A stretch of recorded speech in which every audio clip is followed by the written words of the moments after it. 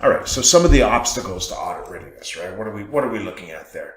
One of the ones here is this whole idea about a multi-vendor environment, right?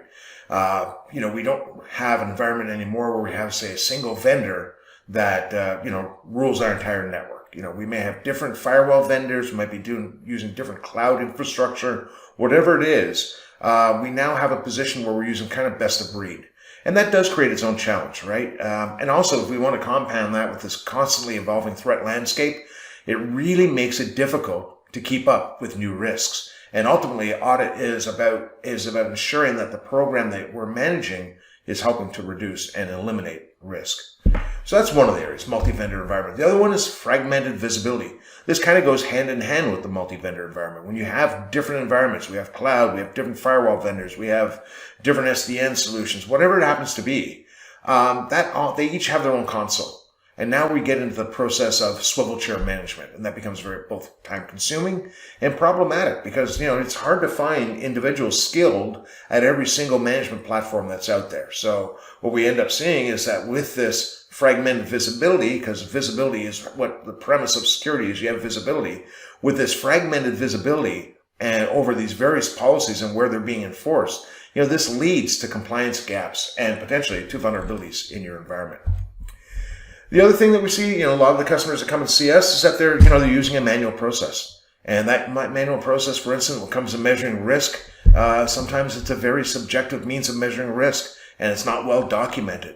When it comes to storing audit artifacts, security artifacts, they're using tools like spreadsheets or email messages. So, it's not necessarily the best way of doing things. Some organizations, that's how they grew. They started very small, but then you get to a certain point of maturity where that's no longer going to be valid. So manual changes in spreadsheets is not the best way to manage your environment. Then again, as your organization becomes larger and more complex, doing the simple things become difficult. So, lack of policy hygiene.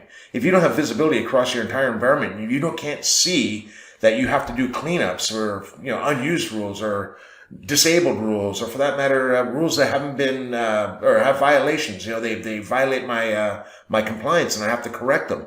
If I don't have that visibility, to be able to go through and clean up those rules and correct them and remediate them, that's not good, right? It's going to be a problem and really increases the attack surface. So, some of the simple things need to be done as well. And then, at the end of the day, also, when you're dealing with audit, you have to be able to provide, a documentation trail that changes that were implemented were both reviewed for risk, that the changes were approved, and actually it goes a step further, the changes, at each step of the change that we had the appropriate oversight necessary for that change to be implemented. So having that documented, if you're in a very busy environment, you're making a lot of changes, it's difficult to keep accurate documentation. And because you want to be responsive to the business, part of the problem is you will be responsive to the business, and what ends up sacrificing is security. And security is going to be the lack of documentation. We're not going to have evidence to prove that we've actually properly vetted every single change as it's being implemented in our environment. And then the last thing here, of course, would be the idea of producing reports, right? You need to produce reports to auditors. They want to be able to see the appropriate level of change control. They want to see risk assessments. Everything that you're doing that you must be able to produce readily, and having that information at your fingertips. Depending on the type of audit will depend on the type of reports that you're going to need to produce. So let's go to the next step here, and let's talk a little bit about really what does that journey to continuous compliance automation look like, right? So to organizations that adopt a solution like Tufin, what they end up getting is they end up getting the ability to, first off, define a global policy based on their existing configuration. So they can take a look at their environment and say, I know what my policy should look like. But when they get that visibility, the other thing they're able to do is, and this is covered again in the previous webinar, they're able to do cleanups, right? Let's reduce the attack surface. Let's get rid of unused rules. Let's get rid of rules that are shadowed. Let's get rid of these rules that violate policy. Get rid of them all. So we want to make sure that we have good hygiene when it comes to our rule set, and then again, reduce the attack surface. Part of this, again, is optimizing your policies, making sure you're not creating a new rule for every single change. And let's identify those overly permissive rules and maybe remediate them by understanding what traffic is going through them and making them more precise, more granular, and less overly permissive.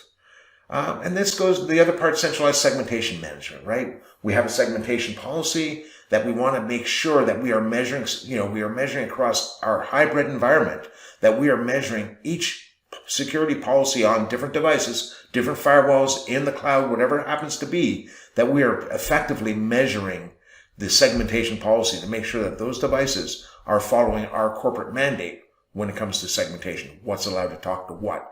Who's allowed to talk to who? And how? Okay. And then, of course, the journey goes on to automated changes. And, this is when we now start getting, ahead of the game, right? So far, everything has been kind of reactionary. We are measuring risk. We are doing all these things properly, but the risk is already in our network. Now we get ahead of the problem by automating the network changes. And we're able to go through and identify if making a change will introduce risk to the environment. So now we get more into a preventative control. And then continuous policy monitoring and violation alerting, right? Whenever there's a violation, we want to know about it immediately. And then we want to be able to take remedial action. We don't want to have to run a report to see if we're out of compliance. We want the system to tell us automatically, we have a problem, we need to correct it right away. And then, with CI/CD pipeline, when we take a look at the rapid development and the rapid deployment of changes through CI/CD, basically shifting security to the left, allowing the guardrails to be established within those workloads such that we are now not hindering the developers. We are actually allowing them to operate within guardrails, and that they will deploy code that's going to follow the recommendations of the guardrails, and otherwise we'll be able to identify violations to that. So, what are the outcomes of this, right? Well, part of the outcome is if you're doing audit properly and you're constantly measuring compliance, you're going to reduce risk, right? Because you're not going to have, for instance, rules that aren't being used. You're going to be doing automated cleanup.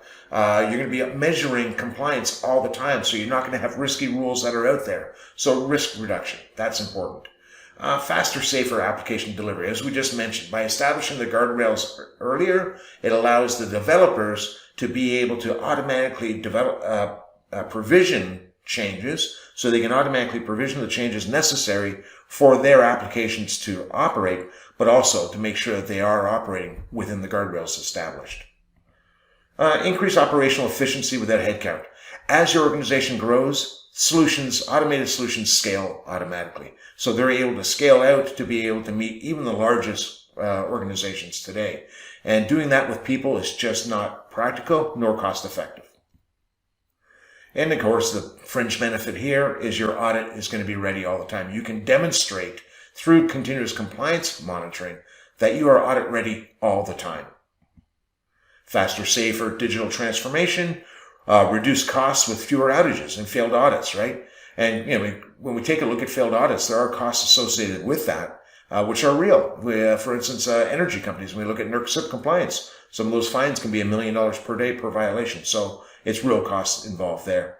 And then the other thing is, by having an automated solution, it allows silo teams to actually work together. So NetOps works with DevOps, works with information security, works with compliance. So everybody now is working from a common platform that allows everybody's interests to be met.